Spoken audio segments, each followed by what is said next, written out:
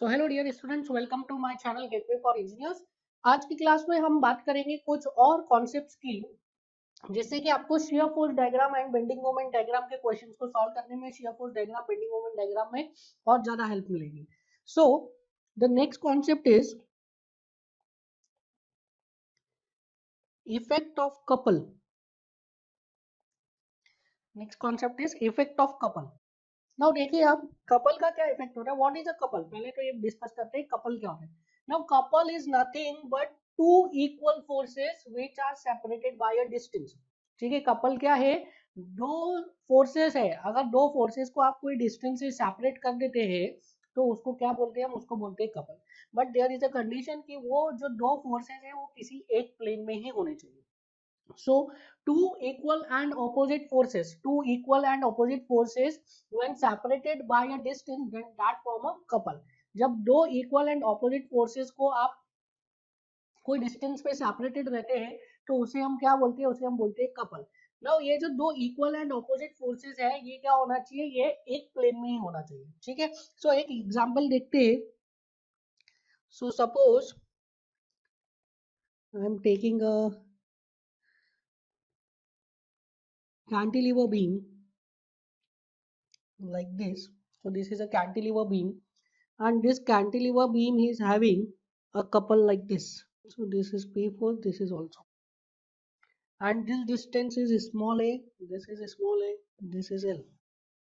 So this is a cantilever beam, and ये जो यहाँ पे बन रहा है, this is called as what, this is called as couple। ये जो यहाँ पे force है, this force, arrangement of this force is called as couple। क्या है यहाँ पे, there are two forces P and P which are separated by a distance। कितने distance से separate है, this is separated by distance 2a। दोनों forces के बीच में distance कितना है, 2a।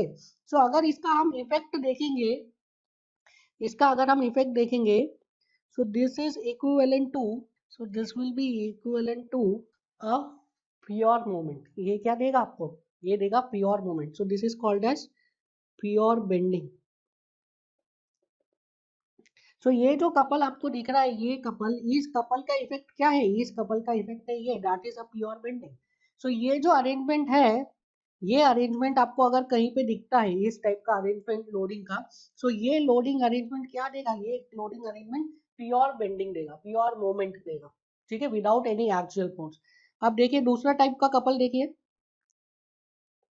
This is second type. Again I am taking a cantilever beam, and this, now this time this cantilever beam is subjected to arrangement of force like this। This is P and this is also P। देखिए, now ये जो second case है, second case है, यहाँ पे भी दो forces है, and these two forces are separated by a distance, this is A, this is A, but these two forces are not opposite। ये दोनों forces opposite नहीं है, तो ये arrangement आपको couple नहीं देगा, this is not a couple। ठीक है, this is not a couple। And ये जो अरेंजमेंट है इसका इफेक्ट क्या होगा, इसका इफेक्ट होगा लाइक दिस। देखिए, सो this is pure axial. So now ये जो सेकंड केस में आपने अरेंजमेंट देखा है लोडिंग का, इसमें दो फोर्सेस है इक्वल मैग्नीट्यूड के, but these two forces are not opposite in direction. तो ये दोनों फोर्सेस मिलके आपको कपल नहीं देंगे, दोनों फोर्सेस मिलके क्या दे रहे हैं, ये दोनों फोर्सेस मिलके एक एक्सियल फोर्स दे रहे हैं। सो this will result in a axial force, pure axial force. एक और अरेंजमेंट है, एक और अरेंजमेंट है, देखिए किस टाइप से, इस टाइप से। देखिए, now the third arrangement is like this. Now इसका इफेक्ट क्या होगा, ये क्या एक्सियल फोर्स देगा या फिर ये मोमेंट देगा, क्या देगा ये। सो ये जो है this force, this will give you, आप बोलेंगे ये तो कपल नहीं है, आप बोलेंगे ये कपल नहीं है। So this is a couple. क्यों है ये कपल, देखिए बिकॉज यहाँ पे एक रिएक्शन लगेगी इसके ऑपोजिट डायरेक्शन में like this. So this is a couple. आप बोलेंगे फिर तो इसके ऊपर वाले में भी रिएक्शन लगेगी यहाँ पे। सो जब इस सेकंड वाले केस में रिएक्शन लगेगी तो यहाँ पे एक ये जो ऊपर वाला अरेंजमेंट ये क्लॉकवाइज मूवमेंट देगा, नीचे वाला अरेंजमेंट एंटी क्लॉकवाइज मूवमेंट देगा। सो दोनों अरेंजमेंट का इफेक्ट क्या होगा, एक दूसरे को नलीफाई कर देगा। That is why this is not a couple. समझ में आ रहा है? आप बोलेंगे यहाँ पे भी रिएक्शन आएगा तो वो रिएक्शन और ये फोर्स ये दोनों मिलके कपल दे देंगे। सो ये दोनों मिलके कपल देंगे, क्लॉकवाइज मूवमेंट देंगे, क्लॉकवाइज मूवमेंट। नीचे वाला फोर्स और ये रिएक्शन ये दोनों मिलके एंटी क्लॉकवाइज मूवमेंट देंगे। Both the moments are equal and opposite, तो क्या होगा, कैंसिल हो जाएगा। So there will be no effect of movement, movement का कोई इफेक्ट नहीं रहेगा। But here in this third case ये जो फोर्स है और ये रिएक्शन है, ये फोर्स एंड रिएक्शन ये मिलके क्या दे रही है, एक क्लॉकवाइज मूवमेंट दे रही है, क्लॉकवाइज, और उस क्लॉकवाइज मूवमेंट को कोई कैंसिल नहीं कर रहा है। ठीक है, सो दैट इज व्हाई इसका इफेक्ट क्या होगा, in this case you will get a clockwise movement, you will get what, you will get a clockwise movement. So here in this case what will you get, you will get a clockwise movement of P into A. Along with this you will get a axial force P. So this is called as combined axial and bending. सो ये किस type का loading है, this is combined axial and bending, इसमें bending भी लग रहा है और एक्सियल फोर्स भी आ रहा है। नाउ ये हम टॉपिक क्यों पढ़ रहे हैं, इफेक्ट ऑफ कपल क्यों पढ़ रहे हैं, बिकॉज कई बार आपको एग्जाम में क्या करेगा, कई बार आपको एग्जाम में डायरेक्टली मोमेंट नहीं देगा कि मोमेंट लग रहा है एम, मोमेंट लग रहा है पी इंटू ए, मोमेंट लग रहा है 10 या 20, इस टाइप से आपको फोर्सेस के अरेंजमेंट देगा, या तो इस टाइप का अरेंजमेंट दे देगा, या तो इस टाइप का, या तो इस टाइप का। सो अलग अलग टाइप के फोर्स के अरेंजमेंट दे देता है आपको। स्ट्रट्स को लगा देगा, कोई मेंबर होगा उस पर एक परपेंडिकुलर ऐसा स्ट्रट को लगा देगा, और इस स्ट्रट पे आपको एक लोड दे देगा लाइक दिस। सो यहाँ पे अगर लोड लग रहा है हॉरिजॉन्टल, तो आप बताइए उसका इस मेंबर पे क्या इफेक्ट होगा, और इस मेंबर का बेंडिंग मोमेंट डायग्राम बनाने को बोलेगा। तो अगर इस पे एक हॉरिजॉन्टल फोर्स लग रहा है तो मेंबर पे क्या आएगा, मोमेंट आएगा। ठीक है ना? सो इस तरीके से आपको क्या देता है, इस तरीके से एग्जाम में आपको डायरेक्टली लोड नहीं देता है, डायरेक्टली मोमेंट नहीं देता है, कॉन्सेंट्रेटेड मोमेंट, कॉन्सेंट्रेटेड मोमेंट को आपको अरेंजमेंट ऑफ फोर्स दे देता है। तो फोर्स के अरेंजमेंट को आपको ट्रांसफॉर्म करना आना चाहिए, उसका इफेक्ट आपको एनालाइज करना आना चाहिए कि जो अरेंजमेंट ऑफ लोड है उसका मोमेंट का इफेक्ट आ रहा है या नहीं आ रहा है, वो कपल डेवलप कर रहा है कि नहीं कर रहा है। सो इस तरीके से ये तीन टाइप से अरेंजमेंट हो सकता है। इसमें से जो सेकंड वाला अरेंजमेंट है, this will not give you a couple, this will not give you moment, कोई मोमेंट नहीं देगा। नाउ इस टॉपिक से रिलेटेड हम एक न्यूमेरिकल, कुछ न्यूमेरिकल डिस्कस कर लेते हैं। So the first numerical is, there is a simply supported beam with an overhang of 2 meter. So this simply supported beam is having an overhang. Now this simply supported beam is subjected to loading as shown. This, there is a strut. Now you have to draw bending moment diagram and shear force diagram for this loaded structure. So again हम bending moment diagram, shear force diagram बनाएंगे by free hand, कोई हमें calculations नहीं करेंगे, कोई sections नहीं लेंगे, हम objective point of view से free hand shear force diagram and free hand bending moment diagram बनाएंगे। So before starting free hand shear force diagram, free hand bending moment diagram बनाना, सबसे पहले हम क्या करेंगे, सबसे पहले इसके इफेक्ट को देखेंगे, बिकॉज यहाँ पे देखिए there is a loading arrangement like this. So ये जो लोडिंग अरेंजमेंट है, इस लोडिंग अरेंजमेंट का हम इफेक्ट देखेंगे कि इस मेंबर पे ये जो लोडिंग अरेंजमेंट है उसका क्या इफेक्ट आ रहा है। सो अभी हमने देखा कि यहाँ पे ये जो 10 किलो न्यूटन है ये क्या देगा, ये देगा एक couple, this is 1 metre, this is also 1 metre. So ये जो 10 किलो न्यूटन है, ये 10 किलो न्यूटन क्या फॉर्म कर रहा है, ये फॉर्म कर रहा है एक कपल। सो इस 10 किलो न्यूटन को हम ट्रांसफॉर्म करेंगे कहाँ पे, मेंबर पे। तो अब देखिए मेंबर पे कैसे ट्रांसफॉर्म कर रहे हैं इसको हम। नाउ देखिए अब इसको हम मेंबर पे कैसे ट्रांसफॉर्म कर रहे हैं। सबसे पहले आप स्टेप बाय स्टेप ट्रांसफॉर्म कर सकते हैं। सो दिस, ये जो पॉइंट है इसको मैं बोल रहा हूँ, this is x and this is x dash. So x dash पे एक फोर्स लग रहा है, अगर इस फोर्स को मैं x पे ट्रांसफर करूं तो x पे क्या हो जाएगा, x पे ये force as it is transfer हो जाएगा, एंड उसके साथ में क्या होगा, एक मोमेंट आएगा। जब भी आप फोर्स को ट्रांसफर करते हैं from one point two another point, तो फोर्स तो एज इट इज ट्रांसफर होता है, पर उस फोर्स का इफेक्ट हमें देखना पड़ता है। अगर फोर्स मेंबर के ट्रांसवर्स डायरेक्शन में लग रहा है, जैसे कि इस केस में लग रहा है ये मेंबर है हमारा x डैश x, इस मेंबर के ट्रांसवर्स डायरेक्शन में फोर्स लग रहा है। सो जब फोर्स को आप ट्रांसफर करोगे from x dash to x, तो आपको देखना पड़ेगा फोर्स तो एज इट इज ट्रांसफर हो जाएगा, बट दिस फोर्स, ये मेंबर जो है x डैश, इस मेंबर के ट्रांसवर्स डायरेक्शन में फोर्स लग रहा है, तो ये क्या देगा, एक मोमेंट देगा। सो फोर्स तो ट्रांसफर हो जाएगा, बट उसके साथ क्या आएगा, एक मोमेंट भी आएगा। सो जब हमने यहाँ पे 10 किलो न्यूटन को ट्रांसफर किया, सो ये 10 किलो न्यूटन तो एज इट इज ट्रांसफर हो गया, बट इसके साथ यहाँ पे क्या आ गया, एक 10 into 1 that is 10 kilo newton metre का एक मोमेंट आ गया। नाउ ये फोर्स और मोमेंट कहाँ पे ट्रांसफर हो गए, फोर्स और मोमेंट ट्रांसफर हो गए eight the point x dash. और यू कैन से एक्स पे ट्रांसफर हो गए। अब एक्स के बाद इसको कहाँ पे लेके जाना है, मुझे बीम पे लेके जाना है, ठीक है, बीम पे लेके जाना है। अब यहाँ पे फोर्स है, यहाँ पे एक ये मेंबर लगा है, उसके बाद ये बीम है हमारा। तो ये जो फोर्स है 10 किलो न्यूटन का, ये तो एज इट इज ट्रांसफर हो जाएगा, मोमेंट भी एज इट इज ट्रांसफर हो जाएगा। अब फोर्स का इफेक्ट देखिए, जो फोर्स है 10 किलो न्यूटन का, क्या वो और एडिशनल कोई मोमेंट दे रहा है?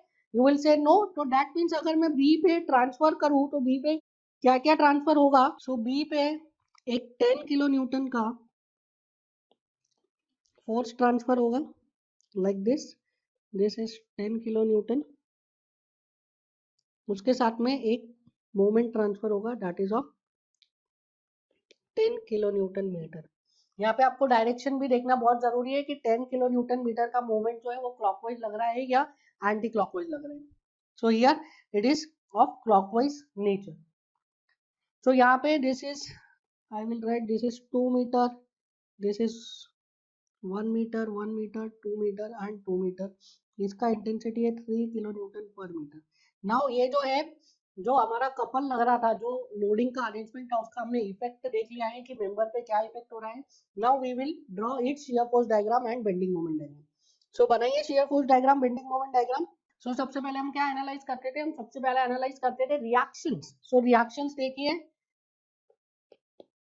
Reactions, here reaction will be R A, here reaction will be R B.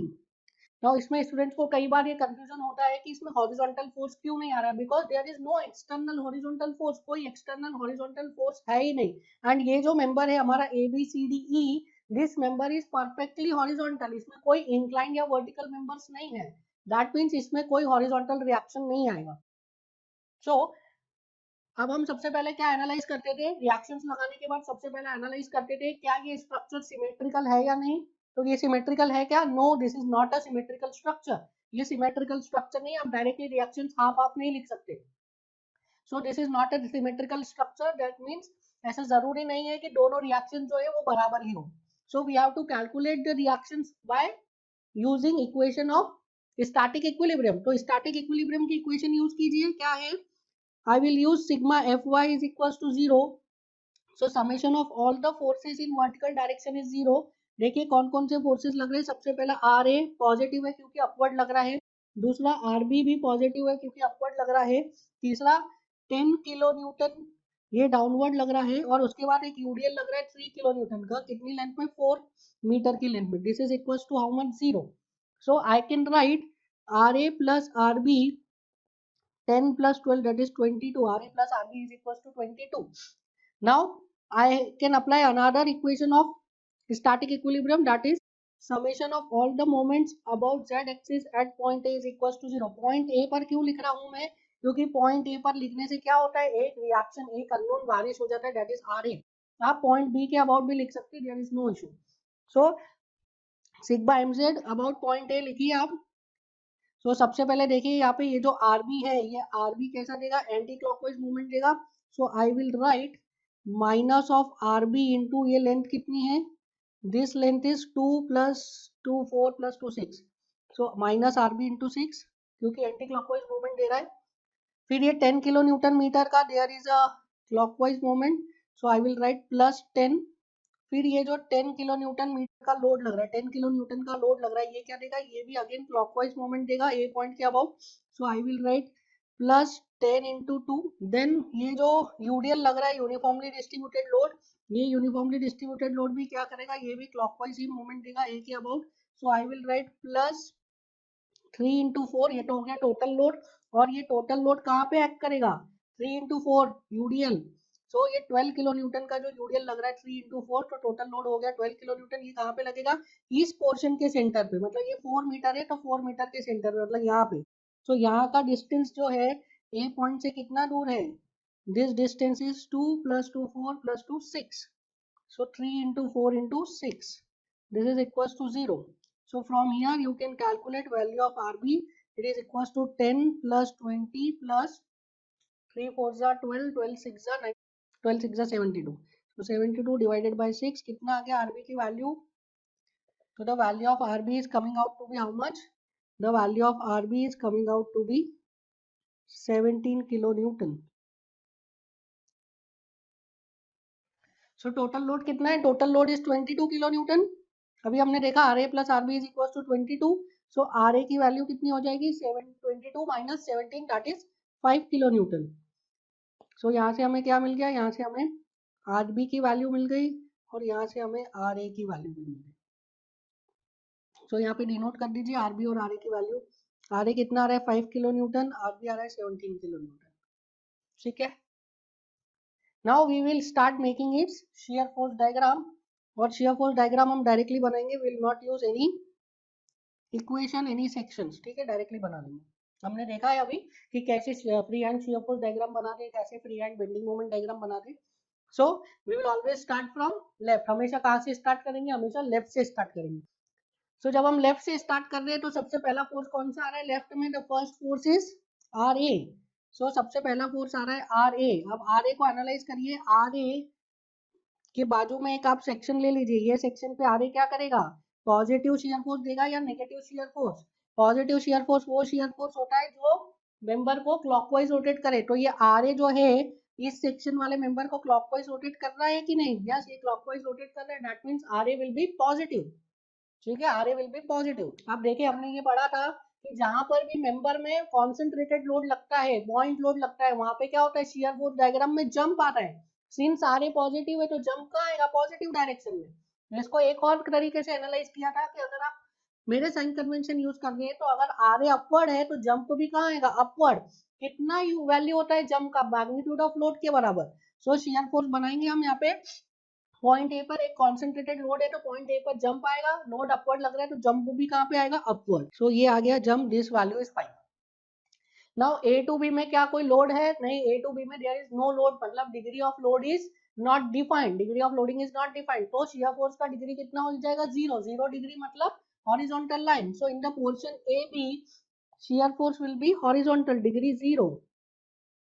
Now अब देखिए पॉइंट बी पर एक मोमेंट लग रहा है 10 किलो न्यूटन मीटर का, बट मोमेंट का शियर फोर्स डायग्राम पे कोई इफेक्ट नहीं होता है।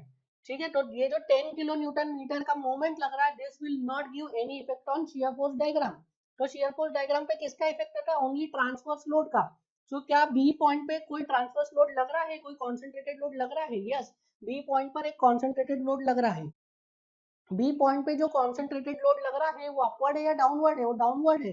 तो क्या होगा? वहां पे एक जंप आएगा। कहाँ पे? शियर फोर्स डायग्राम में जंप आएगा बी पॉइंट पे। जंप ऊपर की तरफ आएगा क्या नीचे की तरफ? नीचे की तरफ। क्यों? क्योंकि लोड नीचे की तरफ लग रहा है। So jump will be in downward direction. Jump की वैल्यू कितनी होगी? लोड के मैग्नीट्यूड के बराबर। लोड का मैग्नीट्यूड कितना है? 10। तो जंप की वैल्यू होगी 10। जंप स्टार्ट कहाँ से होगा? 5 से, और नीचे की तरफ जाएगा 10। तो एंड कहाँ पर होगा? -5 पे। सो ये जो जंप है ये जंप स्टार्ट हुआ 5 से और नीचे की तरफ गया 10, तो खत्म कहाँ पे हुआ? -5 पे। Now in the portion B C, B C portion में क्या कोई लोडिंग है? You will say no, B C portion में कोई लोडिंग नहीं है। दैट मींस लोडिंग का degree is not defined in B C portion. That means यहाँ पे क्या होगा? Shear force will be, shear force का डिग्री विल बी 0। मतलब शियर फोर्स कैसा आएगा? Horizontal. So in the B C portion shear force will be horizontal. So this is 5, this is also 5, this is -5। ठीक है, तो B C portion में shear force कैसा हो गया? हॉरिजॉन्टल। ना आप देखिए in the portion C D,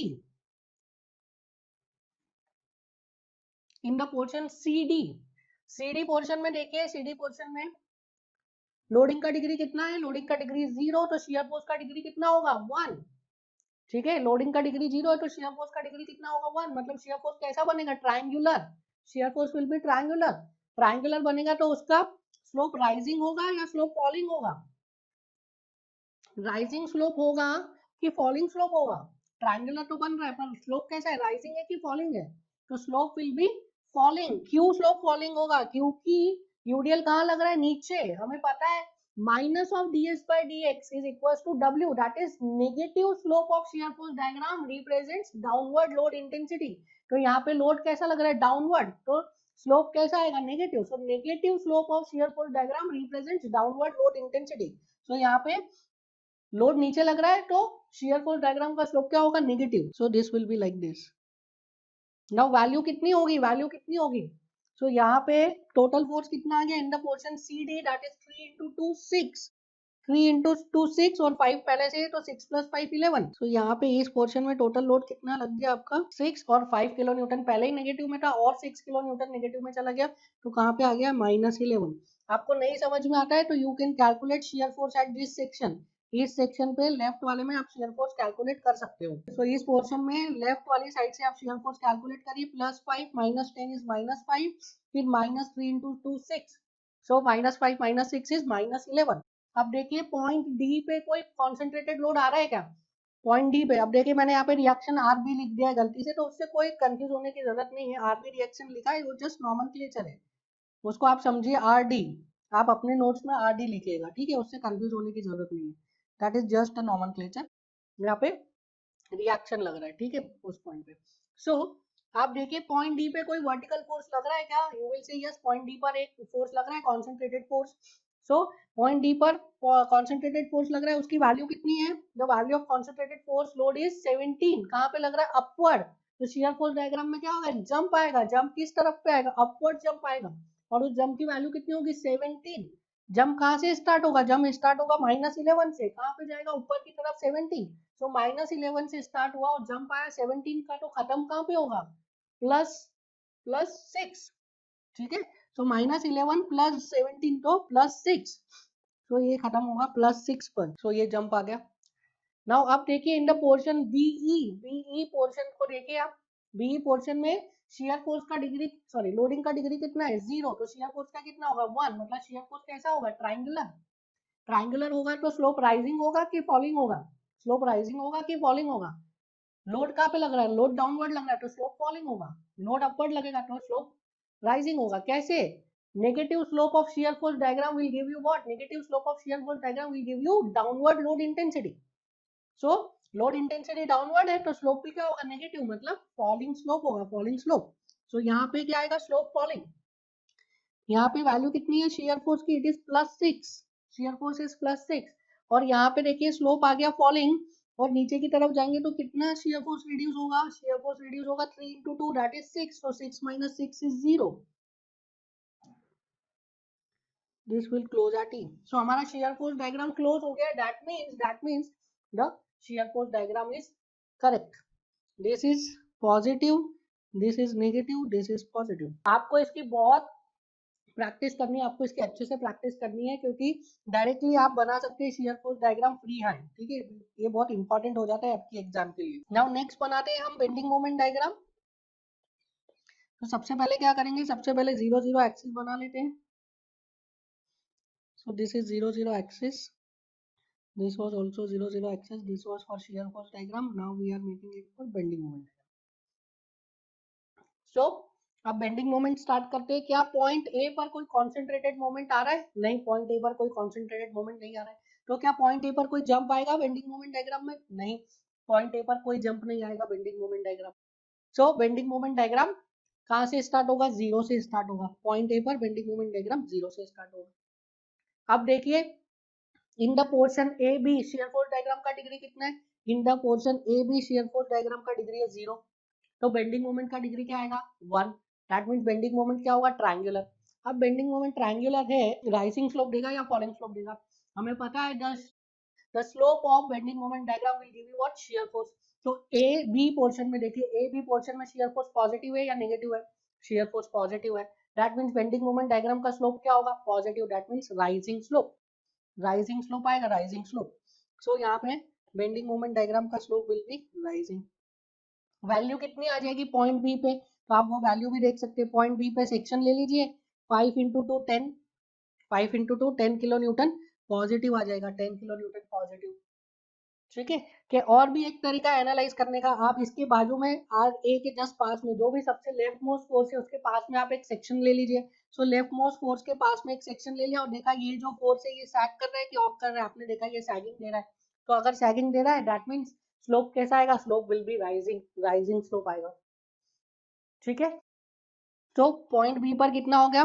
bending moment का वैल्यू 10 किलो न्यूटन मीटर। अभी मैं सिर्फ वैल्यू लिख रहा हूँ, ठीक है। This is 10। पॉइंट बी पर हो गया वैल्यू 10। अब देखिए पॉइंट बी पर कोई कॉन्सेंट्रेटेड मोमेंट आ रहा है क्या? हाँ, पॉइंट बी पर एक कॉन्सेंट्रेटेड मोमेंट आ रहा है। जो कॉन्सेंट्रेटेड मोमेंट आ रहा है पॉइंट बी पर वो क्लॉकवाइज है कि एंटी क्लॉकवाइज है? वो क्लॉकवाइज है, मतलब जंप आएगा ऊपर आएगा कि नीचे आएगा? ऊपर आएगा, क्योंकि हमारे साइन कन्वेंशन के हिसाब से अगर क्लॉकवाइज कॉन्सेंट्रेटेड मोमेंट रहता है तो जंप कहाँ पे आता है? जंप ऊपर की तरफ आता है। सो यहाँ पे एक जंप आएगा पॉइंट बी पर। जंप की वैल्यू कितनी होगी? मैग्नीट्यूड ऑफ मोमेंट के बराबर। तो मोमेंट का मैग्नीट्यूड कितना है? मोमेंट का मैग्नीट्यूड 10 है, तो जंप कितने का आएगा? जंप भी 10 का आएगा। सो 10 का जो जंप आएगा वो स्टार्ट कहाँ से होगा? 10 से। 10 से स्टार्ट हो रहा है, 10 का जंप आ रहा है, तो खत्म कहाँ पे होगा? 10 से स्टार्ट हो रहा है, 10 का पॉजिटिव जंप आ रहा है, तो खत्म कहाँ पे होगा? 20 पे।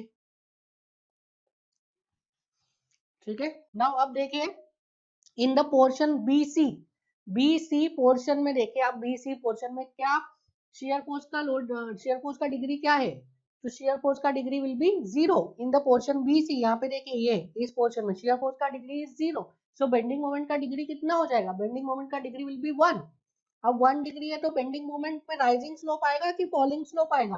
बेंडिंग मोमेंट में राइजिंग स्लोप आएगा कि फॉलिंग स्लोप आएगा? वो डिसाइड करेगा शेयर फोर्स का साइन। दैट हमें पता है, क्योंकि the slope of bending moment diagram is equal to shear force. अब शेयर फोर्स यहाँ पे आ रहा है negative in the portion BC, shear force is negative, मतलब जो बेंडिंग मोमेंट डायग्राम का स्लोप है वो भी क्या होगा? नेगेटिव। बेंडिंग मोमेंट डायग्राम का स्लोप नेगेटिव मतलब फॉलिंग, फॉलिंग स्लोप आएगा।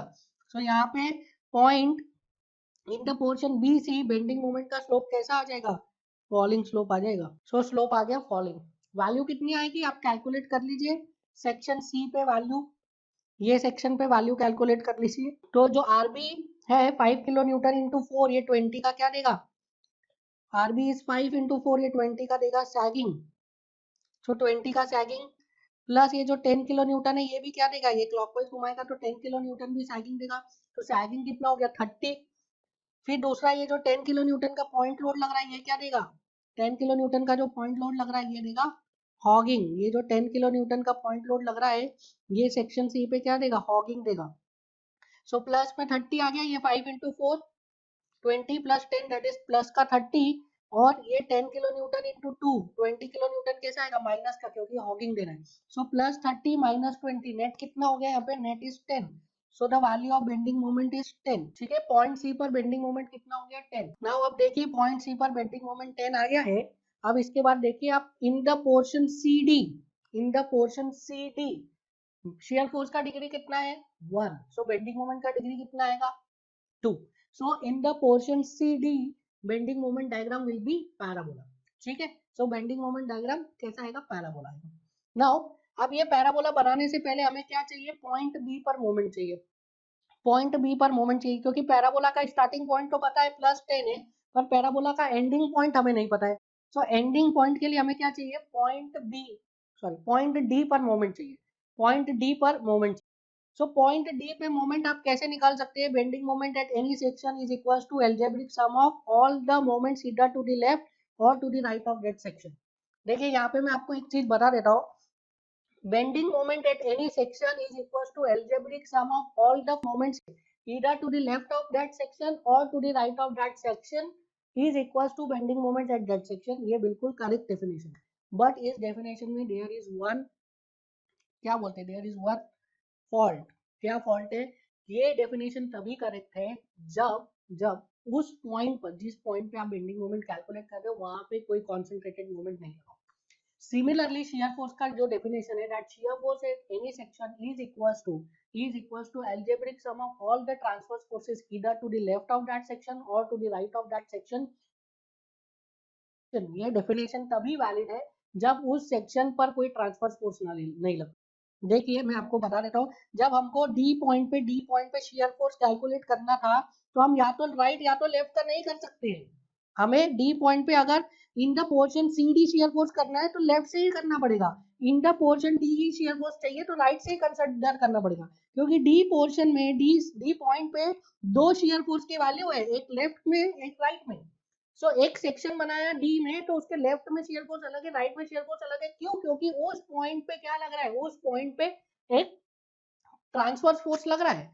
So shear force at any section is equals to algebraic sum of all the transverse forces either to the left or to the right of that section। ये तभी valid है जब उस section पे, उस point पे कोई फोर्स ट्रांसफर फोर्स नहीं लगा। अगर उस पॉइंट पे ट्रांसफर फोर्स लगेगा दैट मींस वो सेक्शन पे you will get two values of bending moment और two values of shear force. अगर इस पॉइंट पे ट्रांसवर्स फोर्स लग रहा है तो यहाँ पे आपको दो वैल्यूज मिलेगी शियर फोर्स की, लेफ्ट वाले सेक्शन में अलग, राइट वाले सेक्शन में अलग शियर फोर्स मिलेगा। समझ में आ गया क्यों मिल रहे हैं दो शियर फोर्स? क्योंकि यहाँ पे एक ट्रांसवर्स फोर्स लग रहा है। सो एल्जेब्रिक सम होता है shear force at any section is the algebraic sum left का या राइट के ट्रांसवर्स फोर्सेस का, या तो लेफ्ट के ट्रांसवर्स फोर्सेस का या तो राइट के ट्रांसवर्स फोर्सेस का। ये तभी होता है जब उस सेक्शन पे कोई लोड नहीं लग रहा। अगर लोड लग रहा है तो लेफ्ट वाले सेक्शन पे अलग शियर फोर्स आएगा, राइट वाले सेक्शन पे अलग शियर फोर्स आएगा। लेफ्ट वाले सेक्शन का शियर फोर्स निकालना है तो लेफ्ट वाले का सम ले लो, राइट वाले सेक्शन का शियर फोर्स लगाना है तो राइट वाले का सम ले लो। कोई फोर्स नहीं लग रहा है तो इधर लेफ्ट इधर राइट आप दोनों ले सकते हो। अगर फोर्स लग रहा है तो लेफ्ट में अलग आएगा, राइट में अलग। Similar is the case with bending moment. अगर किसी पॉइंट पे कॉन्सेंट्रेटेड मोमेंट लग रहा है, किसी पॉइंट पे कॉन्सेंट्रेटेड मोमेंट लग रहा है तो वहां पे क्या आएगा, बेंडिंग मोमेंट डायग्राम में एक जंप आएगा। मतलब उस पॉइंट पे दो वैल्यूज मिलेगी हमको बेंडिंग मोमेंट डायग्राम। ठीक है। सो अगर आप फिर वहां पे ये नहीं बोल सकते that bending moment at that section is equals to algebraic sum of either to the right और to the left of that section, क्योंकि हमारे पास तो दो वैल्यू आ रही है। सो लेफ्ट में करोगे तो अलग वैल्यू आएगी, राइट में करोगे तो अलग वैल्यू आएगी। सो अगर लेफ्ट वाले पोर्शन में आपको बेंडिंग मोमेंट चाहिए उस पॉइंट पे तो आप क्या करोगे, लेफ्ट वाले ट्रांसवर्स मोमेंट्स का अलजेब्रिक सम ले लोगे। राइट वाले पोर्शन में अगर आपको चाहिए तो राइट वाले ट्रांसवर्स मोमेंट्स का आप अलजेब्रिक सम ले लेंगे। समझ में आ रहा है? सो अगर किसी पॉइंट पे कॉन्सेंट्रेटेड फोर्स नहीं लग रहा है तो ईदर टू द लेफ्ट और to the right shear force के लिए। तो अगर कॉन्सेंट्रेटेड फोर्स नहीं लग रहा है तो shear force at that section is equal to algebraic sum of all the transverse forces either to the left और टू द राइट। अगर ट्रांसवर्स फोर्स लग रहा है तो लेफ्ट में अलग आएगा शियर फोर्स, राइट में अलग आएगा। लेफ्ट वाला शियर फोर्स निकालना है तो लेफ्ट वाले का सम ले लो, राइट वाला शियर फोर्स निकालना है तो राइट वाले का सम ले लो। आया समझ में? सिमिलरली अगर किसी पॉइंट पे बेंडिंग मोमेंट नहीं लग रहा है, किसी पॉइंट पे बेंडिंग मोमेंट नहीं लग रहा है तो bending moment at any section, ये एक सेक्शन है, at any section is equals to algebraic sum of all the moments either to the left और to the right of that section. ये वैलिड।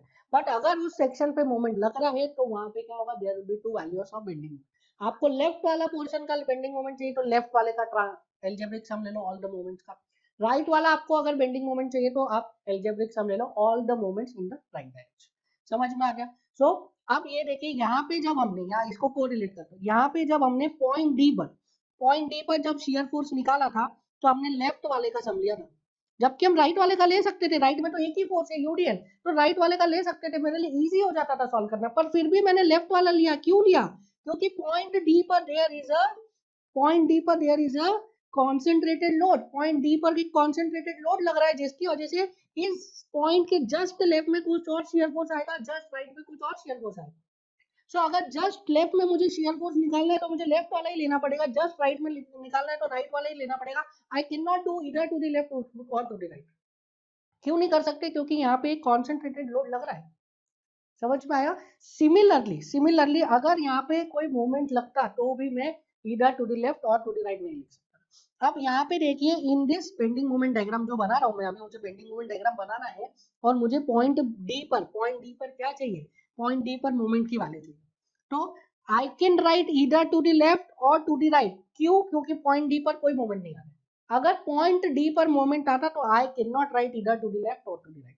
इसलिए हमेशा जो डेफिनेशन है ना, वो मैथमेटिशियंस की जो डेफिनेशन होती है, ये कौन सी डेफिनेशन बोल रहा हूँ मैं, सेकंड डेफिनेशन। किसने दी? मैथमेटिशियन ने दी। मैथमेटिशियन की जो डेफिनेशन होती है वो आपकी कैलकुलेशन इजी करने के लिए होती है, what is not universally true. ठीक है, यूनिवर्सली ट्रूथ नहीं होता है उसमें। तो यूनिवर्सली ट्रू डेफिनेशन क्या है शियर फोर्स की? Shear force at any section is the transverse force which is developed at that section in order to maintain free body equilibrium of the left or the right portion। ठीक है, तो या तो left portion बनाओगे तो उस section पे अलग शियर फोर्स डेवलप होगा, राइट बनाओगे तो उस पोर्शन पे अलग शियर फोर्स डेवलप होगा। समझ में आ गया? तो that definition is universally true. But ये जो मैथमेटिशियन का definition this not universally true, इसमें एक देयर इज अ फ्लॉ कि अगर उस सेक्शन पे शियर फोर्स लग रहा है, उस सेक्शन पे कोई ट्रांसवर्स फोर्स लग रहा है तो इधर टू द लेफ्ट और टू द राइट आप नहीं बोल सकते। ठीक है। सो अब अगर मुझे पॉइंट बी पर मोमेंट निकालना है तो आई कैन राइट इधर टू द लेफ्ट और टू द राइट। पर पॉइंट डी पर मोमेंट निकालना है तो आई कैन राइट इधर टू द लेफ्ट और टू द राइट। पर पॉइंट डी पर अगर शियर फोर्स निकालना है तो आई कैन नॉट राइट इधर टू द लेफ्ट और टू द राइट, क्योंकि पॉइंट डी पर दो शियर फोर्स आएंगे। ठीक है, लेफ्ट वाला शियर फोर्स निकालना है तो लेफ्ट का समीशन ले लो, राइट वाला शियर फोर्स लगाना है तो राइट का समीशन ले लो। मोमेंट नहीं लग रहा है, कॉन्सेंट्रेटेड मोमेंट नहीं लग रहा है डी पॉइंट पे, that means I can write इधर टू द लेफ्ट और टू द राइट। सो यहाँ पे मुझे एम बी की वैल्यू निकालना है मोमेंट एट पॉइंट बी, तो आई कैन राइट इधर टू द लेफ्ट और टू द राइट। सो मैं कौन सा लिखूंगा, I will write to the right वाला। क्यों राइट वाला लिख रहा हूँ, क्यों राइट वाला लिख रहा हूँ, क्योंकि राइट में there are very less number of force, right में फोर्स बहुत कम है, एक ही फोर्स है यूडीएल, तो इजीली वैल्यू आ जाती है। ठीक है, सो यहाँ से मैं इस सेक्शन पे अब मोमेंट निकाल रहा हूँ एट द सेक्शन डी। कहाँ से निकालूंगा, राइट से। तो ये देखिए जो यूडीएल लग रहा है क्या करेगा, ये इसको हॉक करेगा like this will give hogging effect, this will give hogging effect like this. So moment at B will be, I will write here, यहाँ पे लिख देता हूँ, moment at B will be minus, minus क्यों minus, क्योंकि ये क्या दे रहा है, यूडीएल क्या दे रहा है, हॉगिंग इफेक्ट दे रहा है, hogging. So this will be minus, कितना होगा, टोटल लोड कितना लग रहा है in the portion DE, that is 3 into 2, 3 into 2, this is total force. और कहाँ लगेगा टोटल फोर्स, इस सेक्शन से, इस सेक्शन से at a distance of 1 metre, क्योंकि ये 2 मीटर है, इसका सेंट्रोइड आएगा 1 मीटर पर, ये रेक्टेंगल है ना, यूडीएल इज रेक्टेंगल, तो इसका सेंट्रोइड आएगा 1 मीटर पे, this is 1 metre, 3 into 2 into 1, so this is -6। तो यहाँ पे जो बेंडिंग मोमेंट आ गया हमारा, पॉइंट बी पे बेंडिंग मोमेंट कितना आएगा, पॉइंट बी पर बेंडिंग मोमेंट विल बी -6, तो दिस इज -6। सो नाउ अब हमें पता चल गया है, अब हमें पता चल गया है कि in the portion C B portion में बेंडिंग मोमेंट का डिग्री कितना है, 2, बेंडिंग मोमेंट का degree is 2, and bending moment कहाँ से स्टार्ट होगा, स्टार्ट होगा 10 से, खत्म कहाँ पे होगा, -6 पे। सो स्टार्ट होगा 10 से, खत्म होगा -6 पे, बेंडिंग मोमेंट का डिग्री है 2। तो अगेन मेरे पास दो ऑप्शन है, बेंडिंग मोमेंट बनाने के दो ऑप्शन है। The first one is this green and the second one is pink. So जो पहला ऑप्शन है वो क्या है, ग्रीन, एंड सेकेंड ऑप्शन है पिंक। तो देखिए ग्रीन एंड पिंक को आप देखिए अच्छे से और बताइए which one is correct, which one is correct. पहले देखते हैं पिंक वाले को। स्लोप जो है पिंक में at point C is not equal to 0, मान लिया नॉट इक्वल टू 0। यहाँ पे भी this shear force is also not equal to 0, तो सही हो सकते हैं। Slope at point D pink वाले में इज नॉट इक्वल टू 0, नहीं है 0। यहाँ पे shear force is also not equal to 0, तो पिंक वाला सही हो सकता है। अब जब सी से डी पॉइंट पे जा रहे हैं तो देखिए स्लोप बढ़ रहा है कि कम हो रहा है। स्लोप बढ़ने का मतलब क्या है, लाइन जो है, कर्व जो है वो वर्टिकल की तरफ जाना चाहिए। स्लोप कम होने का मतलब क्या है, जो कर्व है वो हॉरिजॉन्टल की तरफ जाना चाहिए। सो आप देखिए यहाँ पे क्या है, ये स्लोप, यहाँ पे लाइन कैसा हो रहा है, हॉरिजॉन्टल की तरफ जा रहा है, तो ये इस टाइप से हो रहा है, इस टाइप से, the curve is like this. So slope क्या हो रहा है, स्लोप कम हो रहा है, स्लोप कम हो रहा है। देखिए यहाँ पे स्लोप जा रहा है, फिर ये रिड्यूस होते होते होते होते क्या हो रहा है, ये हॉरिजॉन्टल हो रहा है धीरे धीरे।